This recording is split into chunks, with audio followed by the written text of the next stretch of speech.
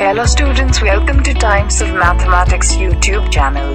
Hello students, I hope आप लोगों को पता चल चुका होगा कि एचएनबी ने इस बार अपने बीएससी लास्ट ईयर और एमएससी लास्ट ईयर के स्टूडेंट्स के लिए एग्जाम पैटर्न थोड़ा सा चेंज कर दिया है। अब आप लोगों का एग्जाम जो होने वाला है एमसीक्यू होने वाला है। तो काफ़ी बच्चे इस बार से परेशान हो गए थे कि हमने सारे सेमेस्टर भर सब्जेक्टिव पढ़ा, तो अब ऑब्जेक्टिव क्वेश्चन किस तरह से करेंगे। तो टेंशन नहीं लेनी है, जब तक टाइम्स ऑफ मैथमेटिक्स है आप लोगों की ये सारी प्रॉब्लम सॉल्व होगी, क्योंकि मैथमेटिक्स से जुड़े रहना है तो टाइम्स ऑफ मैथमेटिक्स से जुड़े रहना है। तो देखिए, ला चुके हैं अमित सर आपके लिए एमसीक्यू सीरीज, क्योंकि आपकी डिमांड पे आ चुकी है एमसीक्यू सीरीज। तो इसी तरीके से डिमांड जो भी आपकी हो, आप कमेंट बॉक्स में लिखिए कि सर हमारे को इस सब्जेक्ट से भी चाहिए। एक और साथ में सीरीज चल रही है जिसमें है एलपीपी, मतलब लीनियर प्रोग्रामिंग प्रॉब्लम की सीरीज भी चल रही है, जहां पर ये वाली बुक चल रही है, क्योंकि मार्केट में एमसीक्यू सीरीज से रिलेटेड कुछ इतनी जल्दी प्रोवाइड नहीं चैनल पे, तो हम लेकर आए अपने चैनल पे एमसीक्यू सीरीज। तो लाइक करते रहिए और सभी बच्चों तक ये सीरीज पहुंचाइए। तो ज़्यादा से ज़्यादा बच्चों तक जब ये सीरीज पहुंचेगी तो अच्छा होगा कि रिजल्ट भी अच्छा रहेगा। तो चलिए स्टार्ट कर रहे हैं। चैप्टर वाइज बनाई है हमने ये सीरीज पूरी की पूरी, या यूनिट वाइज कह सकते हैं। जैसे आप देख रहे होंगे द कॉम्प्लेक्स नंबर सिस्टम पे आज ही कुछ क्वेश्चन हम करने वाले हैं, और साथ साथ सॉल्यूशन भी है उसके साथ साथ करते रहेंगे, क्योंकि एमसीक्यू के साथ साथ जब आपको सॉल्यूशन करना आएगा तो उसी टाइप के क्वेश्चन भी आप कर लेंगे। तो चलिए स्टार्ट करते हैं अमित सर के साथ। और तो एक लाइक बनता है अगर आपको अच्छा लग रहा होगा। तो चलिए स्टार्ट करते हैं सॉल्यूशन के साथ साथ। तो क्या है, फर्स्ट क्वेश्चन की बात करते हैं। तो z plus z bar is equal to 0। तो आप लोगों को पता है कॉम्प्लेक्स नंबर को z से डिनोट करते हैं, z बराबर x प्लस आई वाई। तो स्टार्ट कर रहे हैं अपना फर्स्ट क्वेश्चन का सॉल्यूशन। तो क्या है, तो z बराबर x प्लस आई वाई, और आप लोगों को पता है ये होता है रियल पार्ट और ये होता है y होता है इमेजिनरी पार्ट, ठीक। और z बार क्या होता है, अगर z बार की बात करूं मैं x माइनस आई वाई, ठीक। अब अपने क्वेश्चन के हिसाब से चलते हैं। क्या बोला है, z plus z bar is equal to 0, ये गिवन है। ओनली इफ, केवल तभी होगा जब इन चारों में से कौन सी कंडीशन सेटिस्फाई करें। बहुत ही इजी सवाल है।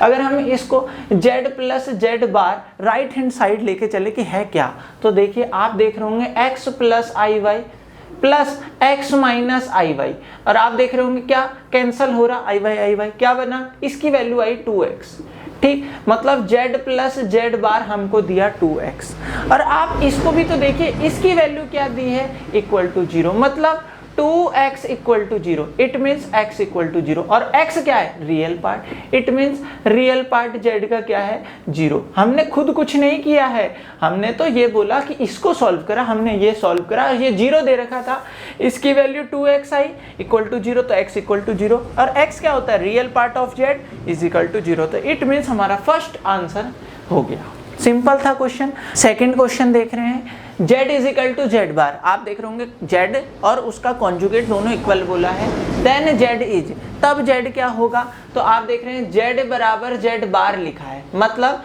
x plus i y is equal to x minus i y, ऐसा दे रहा है। साथ में मैंने जो अभी बात बताई थी उसे नहीं भूलना है।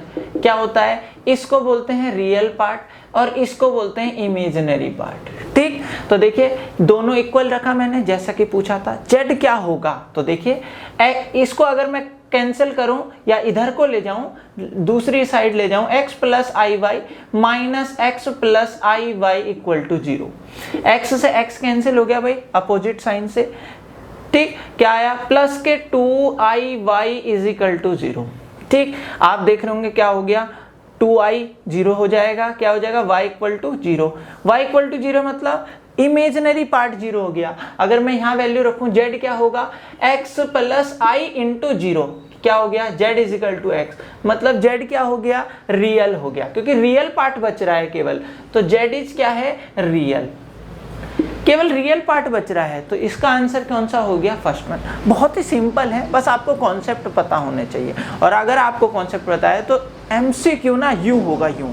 और आपको ये भी ध्यान होना चाहिए, देखिए सोशल डिस्टेंसिंग होने वाली है इस बार, और आप लोगों को पता है थोड़ा सा दूर दूर बैठने वाले हैं, तो पूछने के चांसेस भी कम हो जाएंगे। इसलिए कॉन्सेप्ट के पीछे जाइए कि क्वेश्चन में क्या चीज़ों का यूज़ हो रहा है। ये सारी चीज़ जो यूज़ हो रही है ना, ये सारी चीज़ आपने पढ़ी है कॉम्प्लेक्स, क्योंकि बीएससी में जो भी बेसिक है ना, वो उससे पहले 11th से कॉम्प्लेक्स एनालिसिस शुरू हो गई थी। कॉम्प्लेक्स का सबसे पहला चैप्टर आपने कहाँ पर पढ़ा था, 11th क्लास में, ठीक है। चलिए नेक्स्ट नेक्स्ट क्वेश्चन के ऊपर बात करते हैं। क्वेश्चन नंबर 3 बोला है z into z bar. Question number 3 की बात करें, z into z bar is equal to 0 if and only if this one, ये 4 बोले हैं। तो देखिए ये क्वेश्चन बहुत ही इजी है। मैं कहूँ तो अगर वो डिपेंड करता है बच्चा इसको किस तरीके से अपने कॉन्सेप्ट बेस पे कर रहा है। तो देखिए अगर करने लगे तो हमें एक रूल पता है, मॉड जेड का whole square is equal to z into z बार।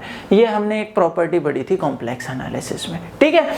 तो अगर इसके हिसाब से चले तो भाई इसका मान हो गया मॉड जेड का स्क्वायर इजिकल टू 0, बिल्कुल सर।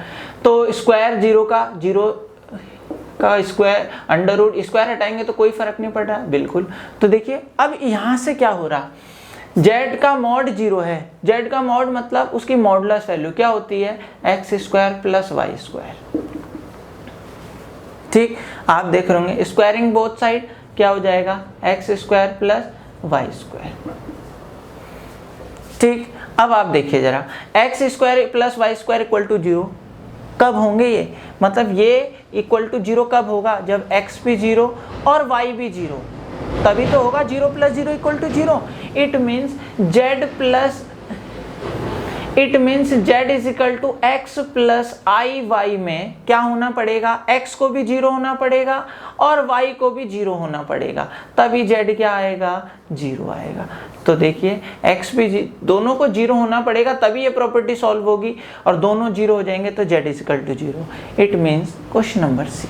सिंपल था, कॉन्सेप्ट बहुत आसान लग रहे हैं। ठीक, मे भी किसी बच्चे को लगा कि सर जी ये तो मुझे थोड़ा सा टफ लगा ये वाला मेथड, तो कोई दिक्कत नहीं, दूसरे में चल जाएंगे भाई, कोई टेंशन लेने की बात नहीं है, क्योंकि अमित सर लेकर आए हैं एमसीक्यू सीरीज, तो टेंशन क्यों लेना है, करते चलने जाना है मजे के साथ। वैसे ही मैथ्स वाले टेंशन नहीं लेते हैं। अगर मेथड 2 की बात करूं इधर, तो बहुत सारे तरीके हैं। आपको पता है z is equal to x plus i y, value रखो x प्लस आई वाई, बिल्कुल। z बार बराबर x minus i y equal to 0, simple, ठीक है। साथ में देख रहे होंगे भाई a plus b a minus b, तो फॉर्मूला बनना a square minus b square 0। i का स्क्वायर करेंगे तो -1, ये प्लस हो जाएगा, x square plus y square is equal to 0। बात आई समझ में, बिल्कुल। अब आप देख रहे होंगे ये दोनों का सम 0, तो किसी का भी सम 0 तभी होगा जब दोनों सम 0 होंगे, मतलब x भी 0 होना चाहिए और y भी 0। तो z में अगर वैल्यू रखेंगे तो क्या 0 प्लस आईटा 0 मतलब 0, z इज इक्वल टू 0। बहुत सारे तरीके हैं। एक तरीका और है कि भाई सर कॉम्प्लेक्स नंबर में कभी भी कोई भी प्रॉपर्टी लगाते हैं, मतलब sum of complex number, difference of complex number, division of complex number, multiplication of complex number become also a complex number. तो देखिए प्रोडक्ट कर रहे हैं, कॉम्प्लेक्स नंबर भी मिलेगा, तो कोई कॉम्प्लेक्स नंबर के इक्वल अगर 0 आ रहा है तो तभी आएगा जब उसका रियल पार्ट भी 0 होगा और इमेजिनरी पार्ट भी 0 होगा। इट मीन्स अगर मैं इसको और तरीके से बताऊं कि कोई कॉम्प्लेक्स नंबर इक्वल टू 0 तभी होगा जब उसके रियल पार्ट और इमेजिनरी पार्ट दोनों 0 होंगे। तो ये इनटू में है, कॉम्प्लेक्स को प्रोडक्ट करने पर कॉम्प्लेक्स ही बनता है। तो ये जो कॉम्प्लेक्स नंबर है 0 तभी होगा जब इसका अंदर के सारी चीजें 0 होगी। तो डायरेक्ट बोलना था इसको क्या, z इक्वल टू 0। ठीक, तो ये था हमारा सॉल्यूशन नंबर 3। ठीक, सॉल्यूशन नंबर 4 की बात करते हैं। तो क्या है 4 की बात करते हैं। क्वेश्चन काफी इंपॉर्टेंट, और मैं बोला ये आने के मेरे हिसाब से ये आने के चांसेस सबसे ज़्यादा हैं। क्यों? क्योंकि इसमें प्रॉपर्टी बहुत ज़्यादा खोल के रखी है, और इसी की तरह सिमिलर प्रॉपर्टी 3-4 हैं, बता दूंगा मैं इसी वीडियो के लास्ट तक। तो क्या है देखिए, Z1 Z2 are 2 complex number. Then कुछ पूछा है यहाँ पर, इसकी वैल्यू पूछी है, इनमें से क्या होगी। अब थोड़ा सा क्वेश्चन अजीब सा लग रहा है पर है बहुत आसान। क्यों? क्योंकि अभी एक प्रॉपर्टी सर जी आपने लिखी थी, z का is equal to z into थी, ये प्रॉपर्टी इसको खत्म करके रख देगी। देखो क्या है, क्वेश्चन लिख रहे हैं क्या है, z1 प्लस z2 का होल स्क्वायर मॉड का, ठीक, प्लस z1 माइनस z2 का, ठीक, सॉल्व करना है बस इसको। तो देखिए इसी को सॉल्व करते चल रहे हैं। अगर मैं इस पूरे को एक टर्म मान लूं, z1 प्लस z2 को पूरे को एक टर्म मान लो, पूरे का मॉड का स्क्वायर, तो ये z है अंदर पूरा, उसका स्क्वायर, तो कैसे खुलता है, जिस चीज का स्क्वायर हो रहा होता है z इंटू जेड बार। तो यहाँ क्या आने वाला है, z1 प्लस z2 ये पूरा और इसी का बार, देखो भाई अपनी तरफ से कुछ नहीं किया है, क्यों? मैंने बोला था z के मोड का स्क्वायर, तो जिसके मोड का होता है स्क्वायर उसको 2 बार इस तरीके से, ये फॉर्मूला है, मैं बस थोड़ा सा एक लोकल लैंग्वेज में आपको बताना चाह रहा हूँ कि इस तरीके से मैं इसको जज कर रहा हूँ, क्या कि ये एक कॉम्प्लेक्स नंबर उसके मोड का स्क्वायर, ये एक कॉम्प्लेक्स नंबर उसके मोड का स्क्वायर, प्रॉपर्टी होती है वो कॉम्प्लेक्स नंबर और उसके कॉन्जुगेट का प्रोडक्ट, तो ये कॉम्प्लेक्स नंबर और इसी के कॉन्जुगेट का प्रोडक्ट, ठीक, प्लस इसी तरह ये प्रॉपर्टी इसमें भी लगेगी, Z1 माइनस Z2 और Z1 माइनस Z2 का बार, प्रॉपर्टी लगाई भाई, यूज दिस वन, ठीक। अब आप देख रहे होंगे ये प्रॉपर्टी भाई, बार वाली प्रॉपर्टी आपको पता होनी चाहिए, क्या होती है, सेपरेट बार ब्रेक हो जाता है, प्लस इधर बात करें तो सेम चीज यहां भी चलेगी भाई, Z1 माइनस Z2 बार, समझ में आ रहा होगा, ठीक। कुछ नहीं करा है हमने, हमें जिस तरीके से प्रॉपर्टी पता थी कि भाई मॉड Z का square equal to Z into Z bar, वो लगाते चल रहे हैं, ठीक। तो हमने प्रॉपर्टी लगाई, अब आप देख रहे होंगे क्या प्रोडक्ट करते हैं, तो भाई देखो इसका प्रोडक्ट, भाई ये 2 टर्म है, ये 2 टर्म में प्रोडक्ट होंगे, ये 2 टर्म है, 2 टर्म में प्रोडक्ट होंगे, कैंसिल होंगे, मैं डायरेक्ट लिख रहा हूँ क्या आने वाला है, यहाँ आने वाला है 2Z1 Z1 बार, ठीक, फिर आने वाला है प्लस 2Z2 Z2 बार, ये मैंने सर डायरेक्ट कैसे लगा क्योंकि प्रोडक्ट है, 6 सेमेस्टर के आप स्टूडेंट्स हैं तो प्रोडक्ट तो कर लेंगे, कैंसिल हो गया होगा काट देंगे, 2 Z1 Z बार आ रहे होंगे, 2 Z2 Z बार आ रहे होंगे, डायरेक्ट कर लेंगे क्योंकि समय कम है, MCQ में इतना टाइम नहीं लगाएंगे, ठीक है। अब फॉर्मूले फिर दोबारा से भाई, Z1 और Z1 का बार, Z और Z के बार को क्या लिखते थे, Z का मोड का स्क्वायर, तो इसको क्या लिखेंगे 2Z1 के मोड का स्क्वायर, प्लस क्या है Z2 का बार मतलब Z2 के मोड का स्क्वायर, 2 दोनों में कॉमन है, क्या आया Z1 का मोड स्क्वायर प्लस Z2 के मोड का स्क्वायर, सिंपल था। कौन सा ऑप्शन सही है भाई, फटाफट बताओ कौन सा ऑप्शन सही है भाई, फर्स्ट, ऐसा तो दिख नहीं रहा प्लस है, सेकंड दिख रहा है तो सेकंड सही हो गया, ठीक। तो सिंपल था। लास्ट वन देख रहे हैं, इसमें क्या है, फिफ्थ पढ़ेंगे क्वेश्चन भाई, साथ उतारते चलेंगे क्योंकि देखो टाइम कम होता है, ठीक, और साथ उतारने का तरीका भी बता दें भाई, पॉज कर लो, स्क्रीनशॉट ले लो, खत्म बात, ठीक। आगे चलने, if the amplitude of the complex number Z is theta, अब ये क्या है भाई, सर जी पढ़ा होना चाहिए बेसिक, क्योंकि अब वो टाइम नहीं है कि हर एक चीज को डिफाइन करके चलें, क्योंकि अब है लास्ट का टाइम, बिल्कुल अब सीधे हम डायरेक्ट एंड पॉइंट पे पहुंच चुके हैं भैया, 1 महीने बाद पेपर देने जाना है, ठीक है, और उसके बाद तो मजे ही मजे हैं, BSc खत्म अपनी, ठीक। तो चलिए स्टार्ट कर रहे हैं। एम्पलीट्यूड मतलब हमारा Z बराबर, देखो Z को 2-3 फॉर्म होते हैं, X प्लस IY भी लिखते हैं Z को, ठीक, और अगर पोलर फॉर्म, ये कार्टेशियन फॉर्म है, अगर पोलर फॉर्म में बदलें तो इसको कैसे लिखते हैं भाई, R cos theta plus आईटा sign theta, इस तरह से, थीटा इसका एम्पलीट्यूड है, ठीक। तो ये Z को लिखा है, इसने बोला कि if the amplitude of complex number Z be theta, Z का एम्पलीट्यूड थीटा है, देन एम्पलीट्यूड ऑफ IZ का एम्पलीट्यूड क्या होगा, तो चलो निकाल रहे हैं, IZ का थीटा क्या होता है, तो देखिए मैं यहां पर लिख रहा हूं, थोड़ी सी चीजें लिख रहा हूं, we know I is equal to, थोड़ी सी I को ना थोड़ा सा अलग चीज करके लिख रहे हैं, आपको पता है साइन 90 की अगर बात करूं तो 1, बिल्कुल सर, और अगर मैं cos 90 की बात करूं तो 0, ये आपको पता है बिल्कुल। तो अच्छा, इसको I को ऐसा लिख सकते हैं 0 प्लस I लिख सकते हैं, I इंटू 1, मैं कॉम्प्लेक्स फॉर्म में लिख रहा हूं, ठीक। 0 को मैं लिख सकता हूं क्या, cos π/2, cos 90 0, ठीक भाई, आप लोगों को पता होना चाहिए, प्लस I sin π/2, ठीक, मतलब I को ऐसा लिख दिया। हमें निकालना IZ बोले तो लिख लो, I की वैल्यू लिख लो cos π/2 प्लस आईटा sin π/2,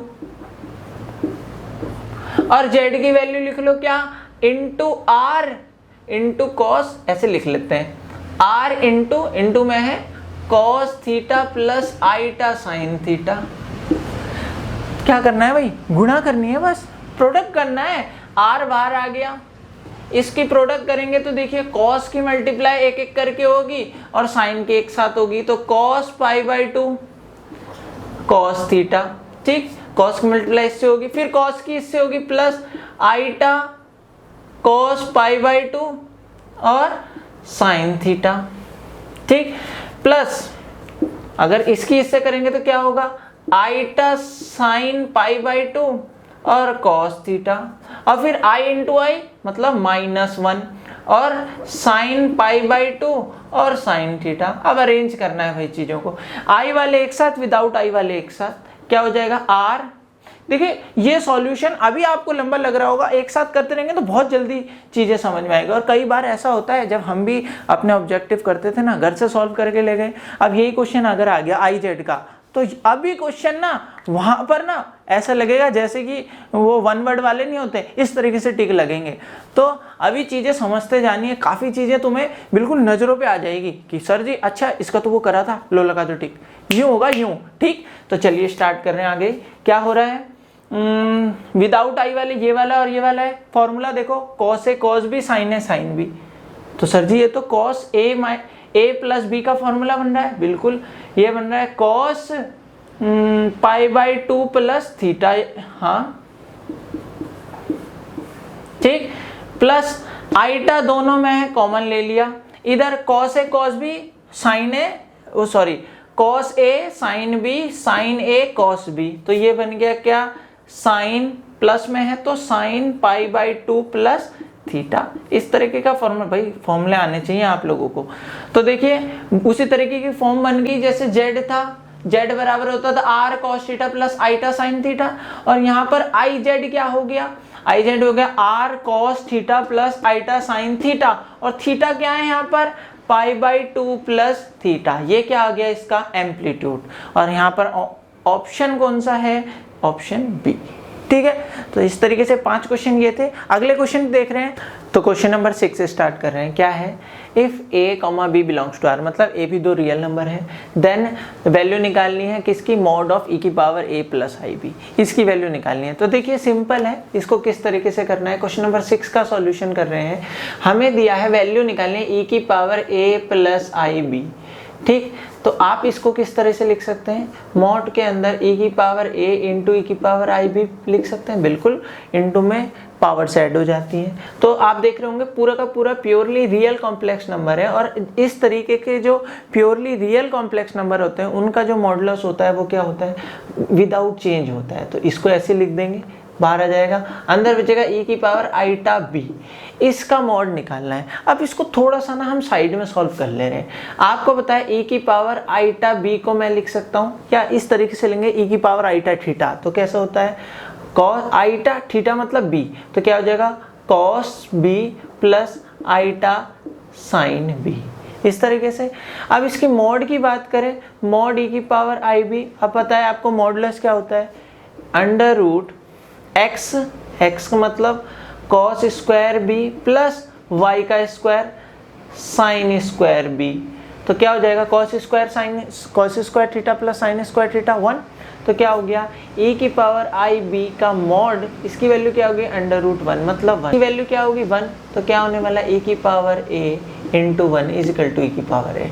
सिंपल था, कौन सा ऑप्शन हो गया, ऑप्शन नंबर 1 है इसका सही हो गया, ठीक। चलिए नेक्स्ट क्वेश्चन पे कर रहे हैं। नेक्स्ट क्वेश्चन सबसे अलग है, इंपॉर्टेंट और सबसे बेहतरीन भी है अब तक का, ठीक। तो देखिए क्या है, सॉल्यूशन 7 की बात कर रहे हैं। क्या है, the argument of the complex number, एक कॉम्प्लेक्स नंबर दिया है उसका आर्ग्यूमेंट फाइंड करना है। अब आर्ग्यूमेंट के लिए रूल है, आप लोगों को आई होप आर्ग्यूमेंट आपने पढ़े होंगे, नहीं पढ़े होंगे तो मैं नेक्स्ट वीडियो में इसको और अच्छे तरीके से इसके और अच्छे क्वेश्चन बता दूंगा। फिलहाल बहुत बेसिक क्वेश्चन है, लेके चल रहे हैं। तो देखिए दिया है आर्ग्यूमेंट फाइंड करना है z का, पहले z लिख रहे हैं, क्या है 1 प्लस आई अंडर रूट 3, ठीक, फिर है 1 प्लस आई, ठीक, फिर है cos theta plus आईटा sine theta, ठीक। आर्ग्यूमेंट मतलब एक्स एक्सिस से एंगल, सबसे क्या बोलते हैं नियरेस्ट एंगल को बोलते हैं। तो मैं बोलूँ अगर मैं इसको z इज इक्वल टू, मैं 3 कॉम्प्लेक्स नंबर है इन्हें नाम दे देता हूँ z1 Z2 Z3 तीनों प्रोडक्ट में है, ठीक। तो इसको किस तरह से लिखते हैं, आर्ग्यूमेंट फाइंड करना है Z का, तो ये कैसे हो जाएगा, आर्ग्यूमेंट फाइंड करना है किसका, Z1 into Z2 into Z3। और ये कैसे ब्रेक होते हैं, रूल है आपने पढ़ा होगा, argument of Z1 plus argument of Z2 plus argument of Z3, इस रूल से होते हैं, ठीक। तो हम एक एक करके आर्ग्यूमेंट निकाल रहे हैं, तो पहले Z1 का आर्ग्यूमेंट निकालें, फिर यहाँ पर वैल्यू पुट करेंगे, मतलब सबको ऐड कर देंगे, सिंपल सी बात है। तो मेरे पे Z1 है हमारे पास 1 प्लस √3 और आइटा, ठीक। आर्ग्यूमेंट का बता दूं, आर्ग्यूमेंट मतलब एंगल निकालना है, ठीक। मैं उसे θ1 से रिप्रेजेंट कर रहा हूँ, ठीक। तीनों निकालेंगे 1 2 3, तीनों एंगल निकालेंगे और सबको ऐड कर देंगे।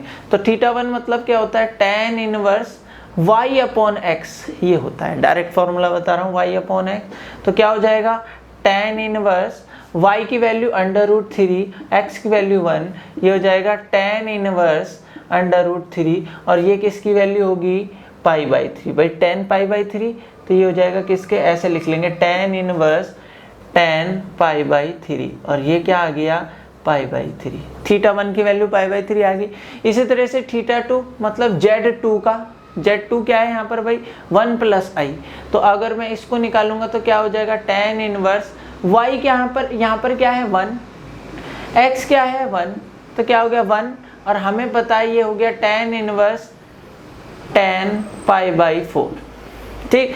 तो क्या हो जाएगा, π/4, सिंपल है। इसी तरीके से θ3 करेंगे अगर, तो यहाँ पर देखिए, अब यहाँ पर जो सीधे एंगल दे रखा है, हमें बताया cos theta plus iota sine theta, तो इसमें आर्ग्यूमेंट सीधा क्या है, एंगल दे रखा है यहाँ पर पहले से, क्या है इसका, थीटा। अगर मैं तीनों को जोड़ दूं, θ1 प्लस θ2 प्लस θ3, तो क्या होने वाला है, π/3 प्लस π/4 प्लस एंगल थीटा, ठीक। तो तीनों को लेंगे एलसीएम, तो इन दोनों पे एक साथ ऑपरेट होगा, तो क्या हो जाएगा 12, तो ये कितना का 4 और 3 7 पाई प्लस थीटा। तो कौन सा ऑप्शन हमारा सही है, ऑप्शन नंबर सी।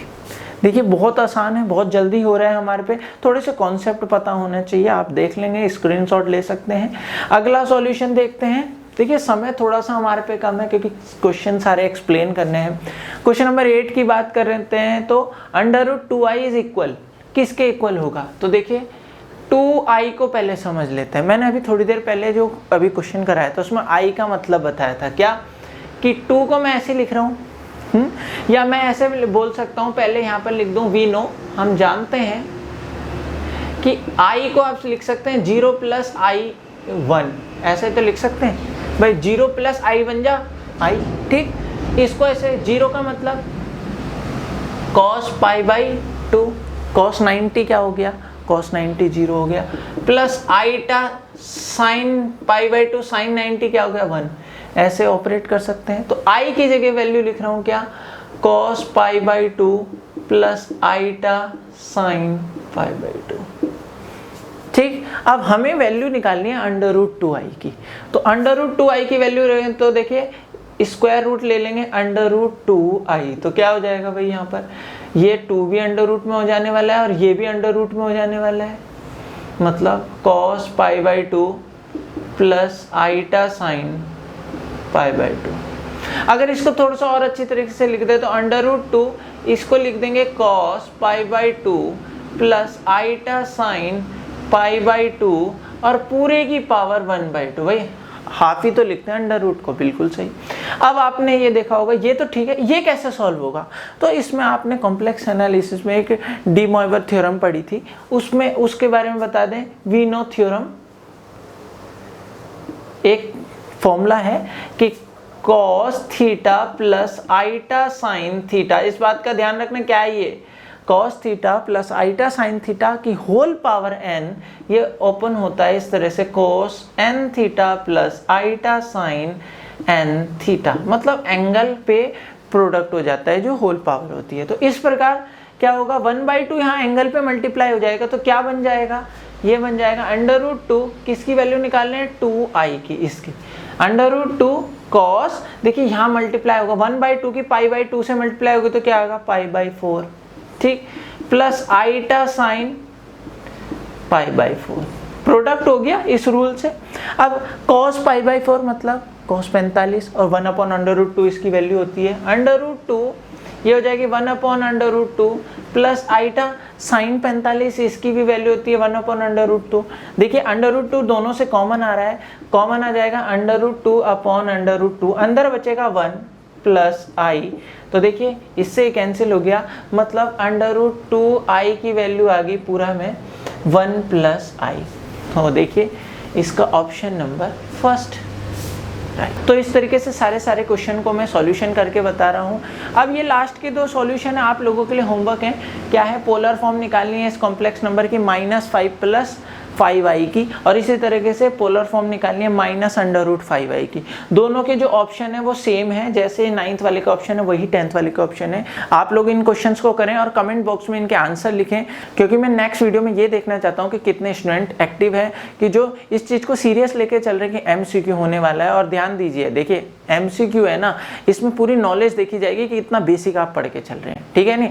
तो अगर अच्छी लग रही है वीडियो, ये सीरीज अच्छी लगी है तो इसी तरह से कंटिन्यू करेंगे। कमेंट कीजिए, लाइक कीजिए, जिस तरीके से आपका रिस्पांस रहेगा उसी हिसाब से हमारी वीडियो इतनी जल्दी आती रहेगी। और लीनियर प्रोग्रामिंग एक और सब्जेक्ट है जो कॉम्प्लेक्स के ही ऑप्शन में होता है, वो उसकी भी अब सीरीज जल्दी आने वाली है, तो शेयर कीजिए इस वीडियो को जल्दी। चलिए मिलते हैं नेक्स्ट वीडियो पे और ज़्यादा MCQ के साथ। थैंक